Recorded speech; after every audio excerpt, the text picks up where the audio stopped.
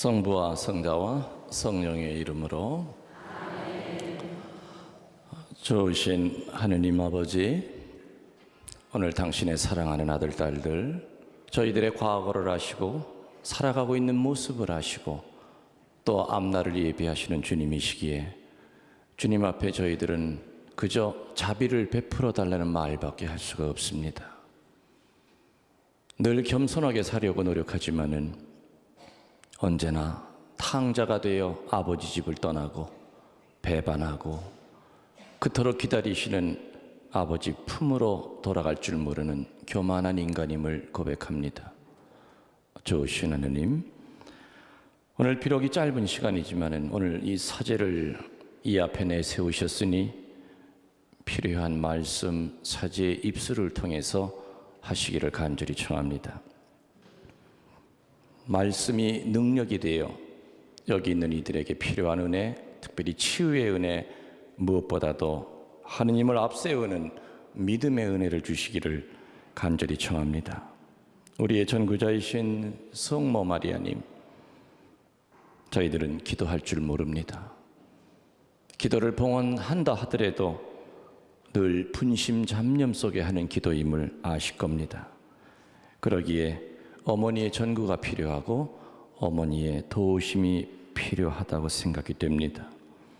시작부터 끝까지 여기 있는 당신의 아들, 딸들 분심 잡념 없이 오로지 이 자리에서 내 생의 마지막 말씀을 듣는 것과 같이 이 자리에 머물게 해주십시오. 오늘은 이 순간은 마르타가 아니라 마리아가 되어 주님의 말씀 한마디 한마디, 주님의 눈빛 하나하나 놓치지 않고 오로지 그분의 말씀 안에서 새롭게 부활할 수 있는 거룩한 시간이 될 수 있도록 전구해 주시기를 청하며, 혹시라도 이 사제의 입에서 가톨릭의 가르침에 어긋나는 말이 나올라 치면 사제의 입을 막아 주십시오. 우리 주 그리스도를 통하여 비나이다. 아멘. 성부와 성자와 성령의 이름으로 아멘. 참 예수님. 여러분들은 대부분 이 본당 신자들일 거지만은 또 소문을 듣고 딴 데서 오신 분들도 많이 계시라고 생각이 듭니다. 저에게 주어진 시간이 일일 피정이 아니라 짧은 피정이기 때문에 살은 아마 오늘은 많이 못 붙일 겁니다. 사실은 체험이라든지 이런 살이 굉장히 큰 힘이 있는데 이렇게 짧은 시간일 때는 핵심을 얘기하기가 바쁘다 보니까는 아마 웃는 것도 일일 피정만큼은 많이 못 웃고 우는 것도 또 일일 피정만큼은 많이 못 웃게 되지 않을까. 말씀 안에서 웃는 것도 치유요, 말씀 안에서 우는 것도 분명히 치유입니다. 저는 이제 내년 5월 달이면 이제 은경축입니다. 사제서품 25주년인데 참 고생을 많이 하면서 살았어요. 단 한 해도 마음 편하게 지나간 해가 하나도 없었습니다. 25년을 살면서. 다른 신부들은 한평생 겪어보지도 못할 소설 같은 얘기를 전 수도 없이 겪었어요. 정말 산전, 수전, 지상전, 공중전, 최근에는 화생방전까지 겪었어요. 그런데도 여러분들 저 보시면은 마음고생한 신부처럼 안 보이지요? 참 신부님은 곱게, 저는 여러분 보시기에 34살로 보이잖아. 나이도 안 들어 보이잖아요. 십몇 년 밑으로 보니까 아무튼. 그러니까 그 많은 마음고생을 했는데도 그렇게 살아가는 이유는, 몸이 망가지지 않고 얼굴이 망가지지 않고 살아가는 이유는 바로 기쁨이에요. 성령이 어떤 분이신지를 알 때부터 저는 사람이 단순해졌어요. 미운 사람이 없었겠어요. 성당 질 때 돈 떼먹고 간 신자서부터 하여튼 못된 업자 만나가지고 아무튼 별의별 일을 다 겪었지만은 그래도 다행히 그 미움이 오래가질 않아요. 그래서 저는 늘 살면서 제가 외치는 네, 영적 구호가 세 가지가 있어요. 따라 해보실래요? 첫 번째는 하느님은 나를 사랑하십니다. 두 번째는 하느님은 이 어려움을 해결해 주심을 믿습니다. 세 번째는 하느님은 내 앞날을 예비하심을 믿습니다. 그걸 갖다 우리는 야훼 이레라고 그럽니다. 미리 안배하셨다. 하느님이 나를 사랑하고 있음을 믿습니다. 하느님이 이 어려움을 해결해 주실 것을 믿습니다. 하느님이 내 앞날을 예비하고 계심을 믿습니다. 이게 바로 제가 사제로 살면서 어려울 때마다 그 큰 산을 넘고 깊은 계곡을 건널 수 있는 제 영적인 힘이었습니다. 하느님이 저를 사랑하시고 이 어려움, 지금 앞이 어디고 뒤가 안 보이 어디인지, 실타래가 어디가 앞을 풀러야 되는지 현재는 모르지만 믿었어요. 저는. 그리고 순명했어요. 순명은 기적을 낳지요. 그러나 걱정은 마귀가 치고 들어옵니다. 많은 신자들이 기도한다고 하면서 실은 걱정이야. 걱정하는 건 기도가 아닙니다. 어려움이 닥치면 성체 앞에 와서 무릎 꿇을 생각하지 않고 눈물로 묵주기도 할 생각 않고, 놀랍게도 세례받고 난 후에 점집을 찾아다니는 신자들이 무려 40%가 넘는데요. 통계가. 이 중에서도 40%는 철학관을 갔다 왔든지 점집을 찾아다녔던 사람들이에요. 천주교는 2000년 묵은 고목입니다. 그런데 그 고목에 붙어있는 우리들 나무 이파리들은 바람 한 번만 불면 우수수 떨어져요. 그 얘기는 뭡니까? 우리 각자는 뿌리는 깊지도 않은데 외적으로만 행동을 합니다. 본당에서 직책을 맡으면 책임감 때문에, 자존심 때문에, 신부님과의 약속 때문에 그 책임 맡는 동안은 그 남한테 책 잡히지 않으려고 기를 쓰고 합니다. 그러나 그 일을 하면서 동시에 영적 생활이, 기도 생활이 같이 병행이 돼야 되는데 그걸 하지 않다 보니까 사람이 알아줘야 마음이 행복해지고, 나를 몰라주면 심통이 나기 시작하고, 그 직책에서 물러나고 난 후에는 주일 지키는 것도 버거워지죠. 냉담에 빠지는 것을 밥 먹듯이 합니다. 뿌리가 깊지 않은 나무는 흔들릴 수밖에 없다는 자연의 이치처럼 2000년 묵은 고목이라고 하는 이 천주교가 어느 본당이든지 어찌하여 50% 가까운 사람들이 냉담자입니까? 교적에 주일 미사 참석하는 사람 숫자가 3분의 1이 안 되는 바로 이 현실, 세례받고 1년 안에 50%가 냉담에 빠지는 바로 이 현실, 뿌리는 깊은데 이파리는 너무 영양분을 못 받고 살아가죠. 그래서 늘 어려움이 올 때마다 하느님 말고 이 어려운 일 해결해 줄 사람 없을까? 점집에 찾아다니고 딴짓을 한다 이거죠. 여러분들, 수많은 영성학자들의 잉크를 흘리게 했고 수많은 문필가들의 테마가 됐던 돌아온 탕자 이야기, 루카복음 15장에 나옵니다. 유대법에 의하면은 장자는 재산의 3분의 1을 상속받습니다. 차자가 뭡니까? 차자는 아버지 재산의 3분의 1을 받습니다. 그러나 아버지가 돌아가시기 전이라 하더라도 아버지가 실제적인 재산 관리에서 물러서고 싶을 때는 생전에 그 재산을 분배할 수도 있는 것이 유대법입니다. 그러나 여러분들이 기억하고 있듯이 복음에 나오는 그 둘째 아들은 아버지가 물려줄 생각도 안 하고 있고 아직 돌아가기 직전도 아닌데도 불구하고 아주 몰인정하게 내 재산 내놓으라고 그럽니다. 아버지 돌아가실 때 내가 받을 몫의 재산을 지금 주시오. 그리고 이것을 떠나렵니다 하고 대듭니다. 둘째 아들은 살아계신 아버지를 죽은 아버지 대하듯 합니다. 하느님은 죽은 하느님이십니까? 살아계신 하느님이십니까?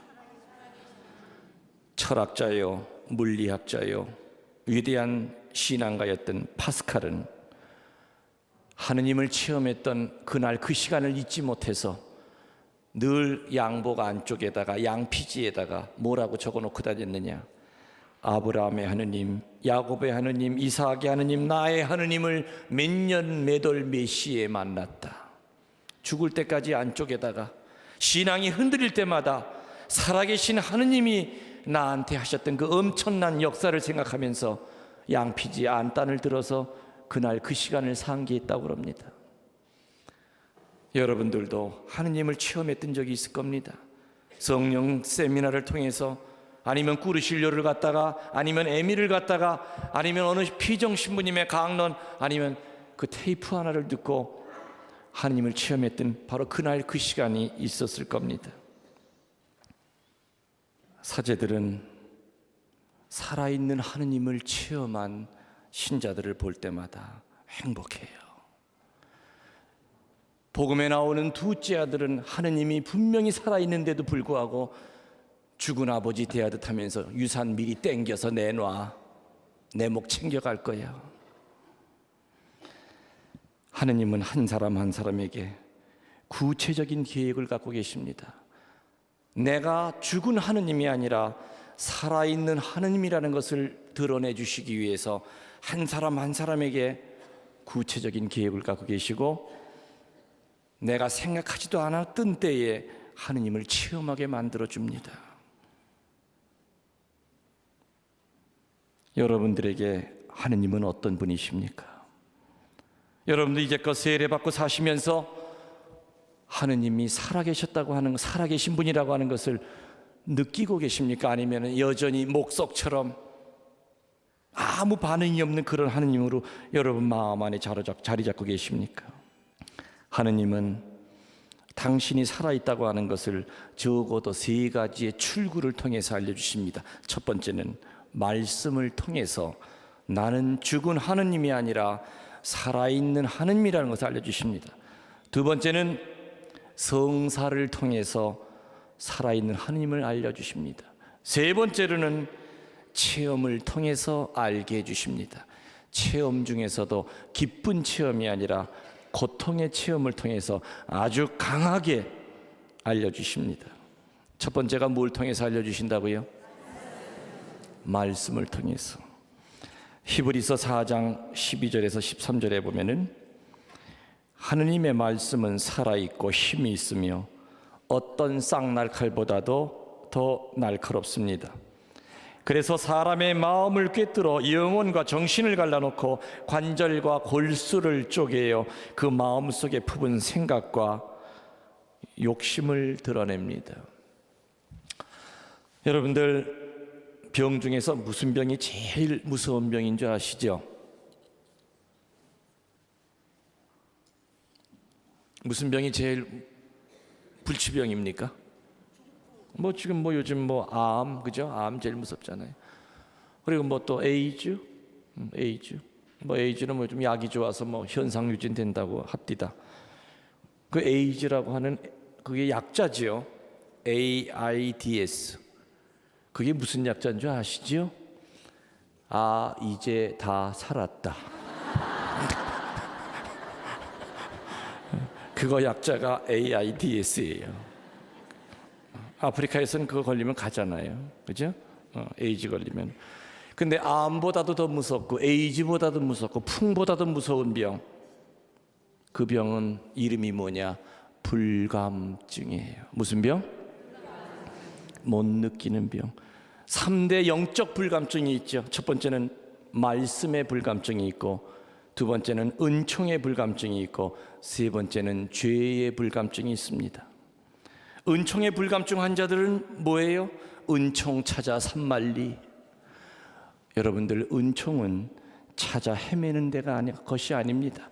은총은 이미 와 있는 은총을 겸손하게 발견하고 인정하고 고백하고 감사하는 것이 은총입니다. 우리 집에서, 여러분이 살고 있는 집에서, 여러분 본당에서, 여러분 반에서, 여러분 구역에서 은총을 발견 못한다면 이 세상 어디를 가도 은총은 찾을 길이 없습니다. 속 뒤집어 놓는 시누이가 그게 은총 덩어리입니다.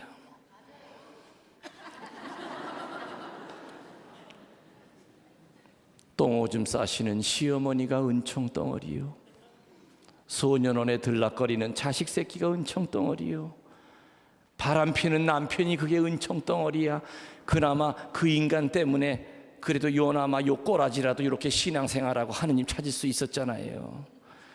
인간은 생겨먹기가 고통이 없으면 절대로 하느님 안 찾습니다. 아침에 눈 뜨면 지가 잘나서 눈 뜨는 줄 알죠. 천만에. 밤에 잠자리에 드는 것은 죽음의 상태로 들어가는 겁니다. 아침에 이 샷다가 올라가야만 오늘 내가 살았나 보다.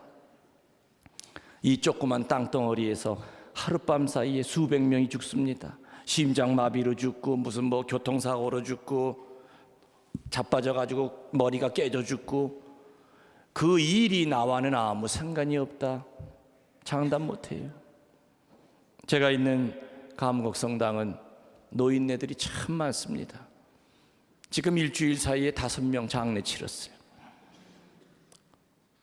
4명은 연세로 봐서 돌아가실 연세였는데 1명은 한갑잔치한 지 열흘 만에 죽었어요.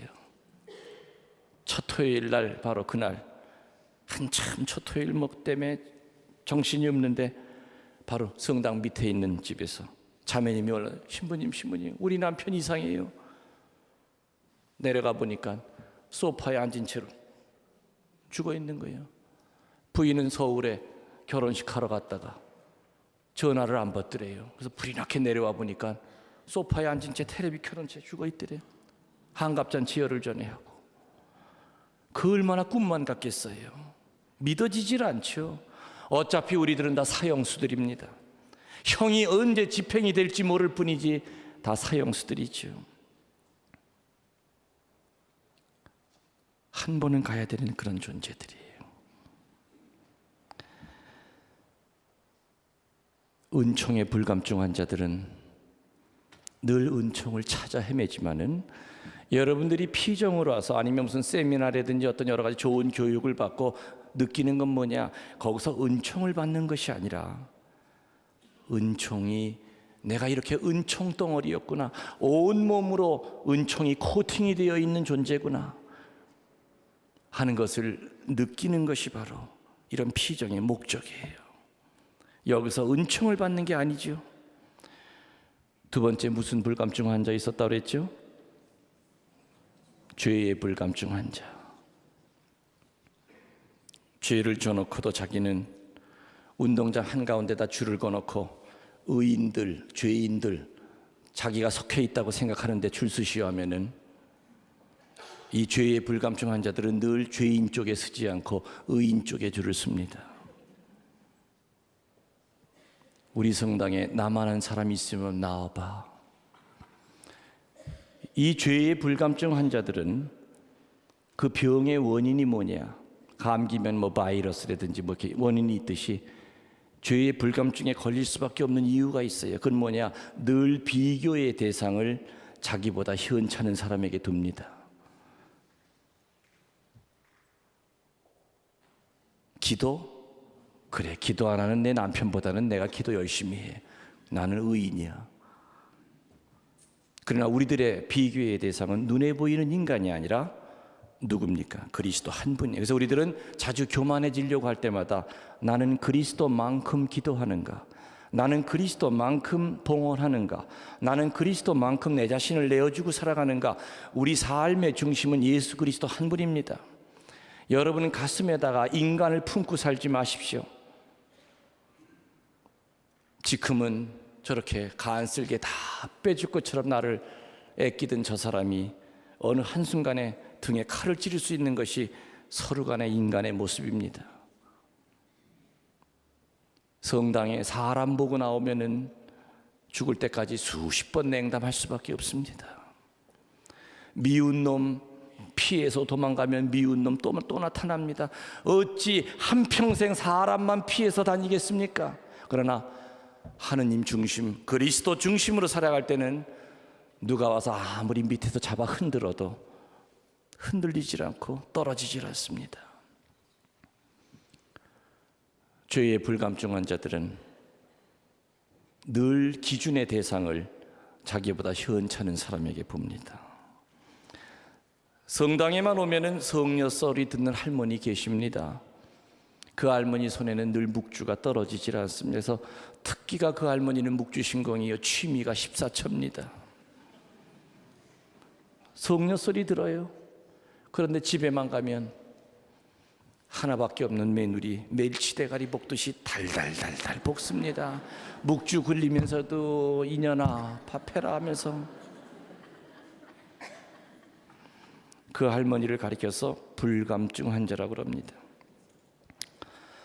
제가 오늘 본당에 부임을 했는데 전임 신부님이 사목회를 구성하고 가셔가지고 저는 그대로 그 임원들이랑 같이 살 수밖에 없었어요. 근데 한 1년을 살고 보니까 총회장이 영 마음에 안 들어. 돈 쓰는 건 잘 씁디다. 팍팍 쓰는데 총회장은 돈 잘 써서 총회장 되는 거 아니죠? 믿음이 있어야 돼요. 근데 1년을 지켜봤는데 이 인간이 성사를 안 봐. 성사를 언제 한번 딱 봤느냐? 합동 고백할 때. 그리고 줄 서는데 보면은 서양 신부님 한국말도 못 알아듣는 그 줄에 꼭 서 있더란 말이야. 들어가서 기어 나오는 시간을 재보면 우리 충청도 사람들은 말이 느려서 성부화 하는데 한 20초 걸리거든요.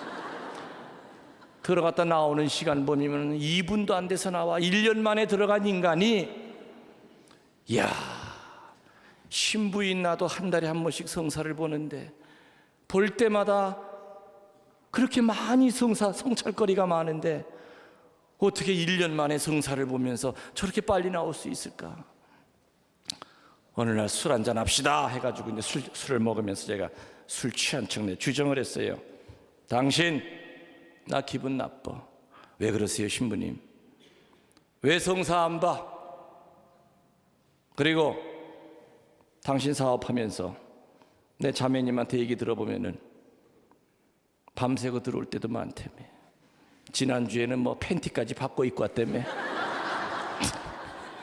맨날 루즈 묻혀갖고 온다며. 근데 신부님 암만 생각해도 저는 그게 죄 같지가 않아요. 사람이 그래도 사회생활 하다 보면 2차도 갈 수 있고 그런 거 아닙니까? 이 사람 봐. 이게 명색이 총회장 입에서 나올 말이 이게 지금 이게 무슨 말이야? 이게 좀 큰일 났네. 우리 본다 나 이게 말아먹게 생겼구만. 사표써. 그날 그 회장은 밤새 조직의 쓴맛을 봤습니다. 눈물 펑펑 흘리면서 회개했죠. 딱지가 자꾸 끼다 보면은 처음에는 바늘 하나 훔칠 때 가슴이 두근두근거리던 것이 나중에는 자꾸 겹치다 보면은 속 끓고 나오면서도 휘파람 불 수 있는 게 양심입니다. 그게 바로 불감증이 돼버리는 거예요. 못 느껴요. 이 정도야. 이 정도 사람이 살면서 이런 것까지도 하느님 앞에 고백해야 돼. 저는 어김없이 한 달에 한 번씩 성사 봅니다. 교황님도 보름에 한 번씩 봅니다. 그것은 세심증에 빠진 정신병 환자이기 때문에 아닌지요. 오늘 밤이라도 내가 하느님 앞에 불려간다면 하느님을 자비지극하신 심판주로 만나야지. 죄진 상태에서 죽어보십시오. 양심에 걸리는 상태 죽어보십시오. 예수님 얼굴이 얼마나 무섭고 얼마나 그 심판이 두렵겠습니까? 저는 어릴 때 우리 아버지가 하신 얘기가 있었어요. 저녁 기도 안 하고 자려고 하면 아버지는 늘 토마스야, 오늘 밤에 주님이 너 부르면 너 어떻게 하려고 그래?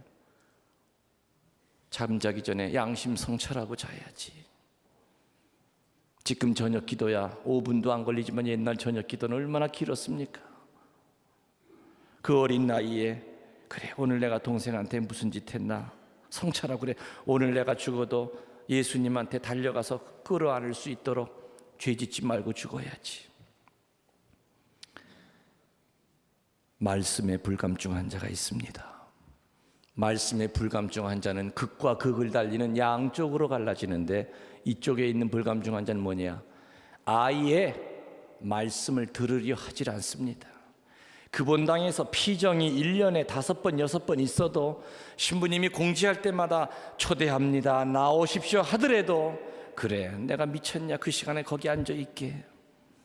예수님이 와서 피정지도 한다 하더라도 안 듣습니다. 주일 미사 와도 눈은 앞은 쳐다보고 있지만 혼수 상태에 빠져 있기 때문에 귀에 들어오는 건 아무것도 없습니다. 시계만 보면서 오늘따라 왜 이렇게 길어, 강론이, 아유 참 지겨워 죽겠네, 짧게 하는 성당 없어 근처에 하면서 이렇게 아예 말씀을 거부하는 사람도 말씀에 불감증한 자고, 반대가 또 있어요. 피정이라는 피정은 다 쫓아다녀. 세미나란 세미나는 안 다녀본 게 없어. 그런데 열매를 맺지 못해요. 피정죄 들은 것이 겸손의 재료가 되질 않고 교만의 재료가 돼서 늘 판단합니다. 꼴에 또 주워 들은 건 있어서 신부님이 강론하면 탁 뒤에 앉아가지고 거만하게, 에이구 저것도 강론이라고 하고 앉았나, 내가 올라가 하는 게 낫겠다. 지보다 신앙생활 좀 시원찮게 하는 교우들 보면 얼마나 영적으로 깐이 보는지 몰라요. 지 자신이 지금 교만의 바벨탑을 쌓고 있는 것조차도 몰라요. 죄의 말씀에 불감증에 자기가 빠져 있다는 것조차도 몰라요. 오늘도 주님은 이 부족한 사제의 입을 통해서 하느님이 죽은 하느님이 아니라 살아있는 하느님이라고 하는 것을 알리시기 위해서 사제를 이 자리에 불러서 앉혔지요. 또 본당 신부님을 통해서 이런 좋은 프로그램을 세워주셨지요. 말씀을 통해서 우리들에게 오십니다. 두 번째는 뭐라고 그랬죠? 성사를 통해서, 성사를 통해서, 성사. 칠성사를 통해서 하나님을 만납니다. 살아있는 하나님을 만납니다. 사람이 몸이 아프거나 임종하기 전에 받는 성사를 뭐라고 그러죠? 병자성사. 옛날에는 종부성사라고 그랬죠. 근데 지금은 병자성사라고 그래요. 여러분들 그거 아세요? 천주교 신자로 살아가면서 죽을 때 병자성사 받고 죽는 사람이 30%가 안 된다는 거 아세요? 30%가 안 돼요. 왜? 다행히 예정된 죽음을 기다리는 사람은 사제를 불러서 병자성 청하는데, 교통사고로 직살한다든지 심장마비로 죽는다든지 이런 거는 병자성사 청할 시간이 없는 거예요. 또 어떤 경우에는 중풍으로 오래 누워 있어서 언어 기능이 마비가 됐어. 근데 자식 새끼들은 다 냉담자야. 이 할아버지는 신부님을 부르고 싶은 거야. 허공에다 대고 어부 할아버지까지는 본당 신부님 불러다가 그 뜻이거든. 근데 자식 새끼들이 그 말 뜻을 알아들어야죠. 이 노인네 죽으려니까 헛거가 보이나 왜 이래 자꾸 손을 흔들어. 아무튼 이런저런 요런 이유 때문에 병자성사 못 받고 죽는 사람이 70%예요. 사제들은 환자한테 가서, 아니면 임종 전에 있는 교우들에게 가서, 외적으로 보면 지극히 단순해요. 이마에다가 기름 바르고 양손바닥에다 기름 바르고, 성체 영하실 수 있는 분이면 성체까지 영해드려요. 그러나 이 단순한 행위가 얼마나 죽음을 준비하게 해주는지 모르지요. 사람이, 특히 우리 신앙인이 언제 마귀의 괴롭힘을 제일 강하게 받는 줄 아십니까? 몸과 마음이 약해지고, 특히 죽음이 가까워졌을 때는 의식이 흐려져요. 그때 마귀는 귀에다 대고 속삭이죠. 너 이제껏 소가 살았어. 하느님 없어. 하느님이 때문에 너 이렇게 젊은 나이에 죽게 하겠니? 애들 남겨두고. 하느님 없어. 하느님한테 저주해, 욕해. 그때는 우리가 의지가 약해지기 때문에 자기 힘으로는 마귀를 물리칠 힘이 없어요.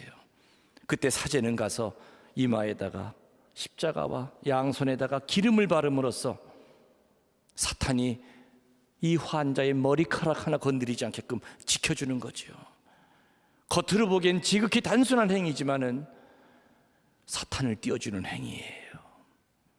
그래서 그 임종에 있는 사람은 말은 못하고 눈도 못 뜨지만은 속으로 그럴 거예요. 주님, 신부님 보내주셔서 감사합니다. 이제야 마귀가 다 떨어져 나갔어요. 이제야 편안하게 눈 감겠습니다. 무슨 얘기인지 이해가 가시지요? 환자들이라든지 임종에 있는 사람들은 병자 성사를 통해서 살아있는 하느님을 체험해요. 또 우리 어느 성사 통해서 또 강하게 하느님 체험할까요? 고백 성사 통해서. 서울의 어느 본당 회장님이 계신데 그 회장님은 정신과 의사예요. 자기가 개신교 장로로 있다가 천주교로 개종하게 된 동기가 뭐냐, 무슨 학회에다가 논문을 써서 내야 되는데 천주교의 고백성사에 대한 이야기를 건드려야만 되는 그런 논문이었대요. 근데 지가 개신교 신자니 고백성사를 알 수가 없지요. 그래서 어떻게 했느냐, 명동성당 고백소 앞에 가서 6개월 동안을 관찰을 했대요. 줄을 서 있는 사람을 보니까 다 얼굴이 험악하고 괴로운 얼굴이야. 정신과 의사로서 저 두 번째 저 사람 얼굴을 보니까 적어도 저 사람은 내가 한 2년은 치료해야 될 얼굴이야. 그런데 희한하게 그 조그만 골방에 들어가서 10분 만에 나오는데 나올 때 얼굴을 보니까 천사의 얼굴이 돼서 나오더라. 도대체 저 안에서 무슨 일이 벌어지길래 저렇게 사람이 바뀌어서 나올까? 기쁨의 눈물을 흘리고 나올 수 있을까? 딴 방법이 없다. 내가 개종하자 해가지고 교리를 배워서 세례를 받고 한 달이 지나니까 엽서가 한 장 날라왔어요. 첫 고백 보실 때가 됐습니다. 자기도 하루에 수십 명은 카운셀링하는 사람 만나는 전문가지만은 고백소 앞에 서니까 가슴이 콩당콩당 뛰는데 아이고 이렇게 떨려본 적이 처음인 거야. 첫 고백하러 들어가는데 문을 열고 탁 장계틀에 앉으니까 신부님이 어서 오십시오. 성호 그십시오. 그 앞에 적혀 있는 대로 읽으십시오. 성부와 성자와 성자하면서 그 신부님이 그 안쪽에 희미하게 그 모습이 보이는데 천 사이로 이 회장님은 또 다른 사람을 본 거였어요. 그 사제 옆에 누가 서 있었느냐? 예수 그리스도를 본 거예요. 그 예수님을 보자마자 눈물이 쏟아지게 하는데 엉엉 울면서 통회를 했대요. 그리고 사제의 감각적인 그 입을 통해서 성부와 성자와 성령의 이름으로 당신의 죄를 사하나이다. 이야, 예수 그리스도야말로 기가 막힌 심리학자였다. 사람은 뭔가 귀로 들어야만 믿음이 가지요. 골방 속에 들어가서 주님 저 죄 사해 주십시오 엉엉 울고 난리 칠 때는 그 순간은 뭔가 죄 사함 받은 느낌이 들어요. 그러나 죄 사함 받았다고 하는 보증이 없어요. 예수님은 그것까지도 아셔서 사제의 입술을 통해서 우리 귀에다 대고 정확하게 네 죄 사함 받았다 하는 소리를 듣게 하시는구나. 예수 그리스도야말로 위대한 심리학자이셨구나. 정신과 의사이셨구나. 그 회장님은 지금도 한 달에 한 번씩 어김없이 예수님 앞에 무릎을 꿇습니다. 물론 여러분들 성사 보시는 것이 결코 쉽지 않다는 거 잘 알아요. 하긴 죄 지은 사람이 죄 고백하러 가면서 휘파람 불고 들어가면 그게 이상한 놈이죠. 당연히 죄인이 저 안에 들어갈 땐 힘들고 어려울 수밖에 없는 거예요. 부끄러운 거 가리고 싶은 게 인간의 마음입니다. 또 무엇보다도 칠성사 가운데서 정말 강하게 하느님을 만나는 성사가 뭡니까? 바로 성체성사다. 무슨 성사예요? 성체성사. 어떨 때 성체를 나눠주다 보면은 예비자들이 그냥 자기도 모르게 그냥 줄 서서 딸려 나올 때가 있어요. 그럼 예비자들은 사제들이 보면 바로 알아요. 뭐 손을 이상하게 내밀어요. 아니 또 지가 집어가려고 하고. 그래서 영세 받으셨어요? 아니요. 아, 그러면은 세례 받으신 다음에 나오시는 겁니다. 대개가 이렇게 얘기하면은 조금 부끄러워도 그냥 이렇게 그냥 예 알았습니다 하고 들어가세요. 근데 가끔 보면은 아주 화를 내요. 그냥 들어가라고 했다 해가지고 자기 인도한 사람 붙들고 세상에 말이야, 손님이 가면 제일 먼저 주는 게 음식인데 그거 보아하니까는 몇 푼 돼 보이지도 않는 거 지들끼리만 나눠 먹고 뭐 다음에 오라고? 아, 나 이런 성당 안 나와. 이렇게 사랑이 없는 성당 안 나와. 예비자들한테 못 주는 이유가 뭐예요? 그분들은 성체가 뭔지를 모르잖아요. 그 때문에 못 주는 거예요. 어떤 때는 이런 꼬마들이 엄마 손잡고 나와가지고 지 엄마 손에 있는 거 다 하려고 난리를 쳐요. 그죠? 마음 같으면 그 아이한테 그냥 뭐 팍팍 기분 내고 싶어. 몇 개씩 그냥 입에다 집어넣고 싶어. 근데 아이한테 못 주는 이유가 뭐죠? 아이는 아직 성체가 뭔지를 모르기 때문에 못 주는 거예요. 가톨릭의 영성은 두 가지의 축을 중심으로 움직입니다. 첫 번째는 성체예요. 그 성체를 둘러싸고 있는 울타리가 뭐냐? 성모 신심이에요. 그래서 성체가 없이 성모 신심만 있는 것도 천주교가 아니듯이 성체는 있는데 성모 신심이 없는 것도 역시 천주교가 아니라는 거죠. 앙케이트 조사를 했는데 미사를 하고 나오는 분들에게 물었습니다. 당신이 방금 먹고 나온 그 성체 안에 주님이 계심을 믿습니까? 하고 질문을 했더니 50%가 못 믿겠다 이렇게 나왔어요. 6개 본당을 표본 조사를 했대요. 방금 전에 성체를 영하고 나오셨는데 지금 그 성체 안에 예수님의 현존을 믿습니까? 하고 물었더니 50%가 못 믿겠다. 이 천주교가 망조가 들리는 현상입니다. 개신교 1년에 몇 번 빵 사다가 성찬례라고 이렇게 형식적으로 하죠. 개신교 신자들은 그 안에 주님 현존 안 믿어요. 그렇죠? 근데 우리 천주교 신자들도 반 이상이 성체를 영하고 나오면서도 지금 예수님이 내 안에 들어오셨다는 것을 못 믿겠다 이겁니다.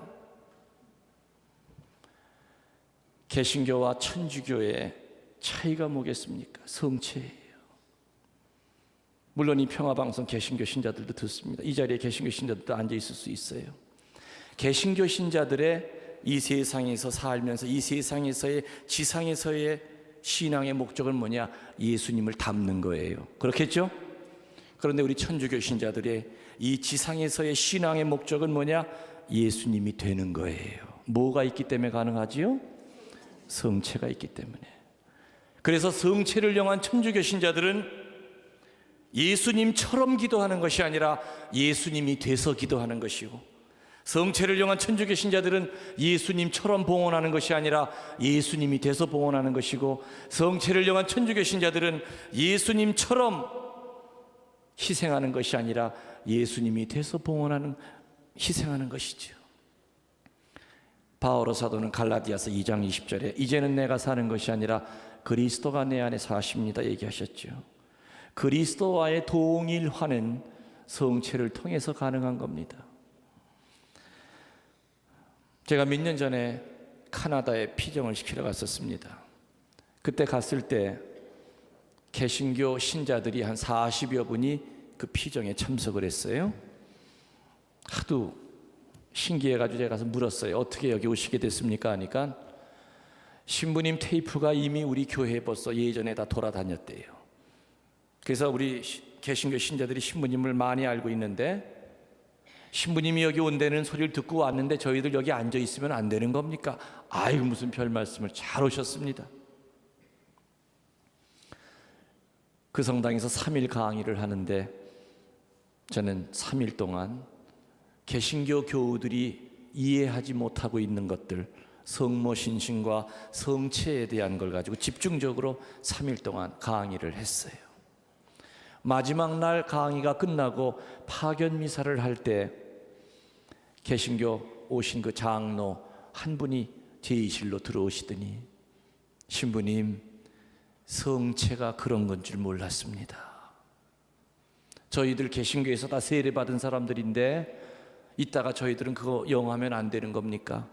할 수 있어요, 없어요? 못하죠. 예, 죄송합니다. 성체를 영하실 수는 없습니다. 그럼 이따가 저희들은 어떻게 해요? 천주교 신자들이 성체 영하고 난 다음에 제 앞에 무릎을 꿇으시면 대신 안수로 대신하겠습니다.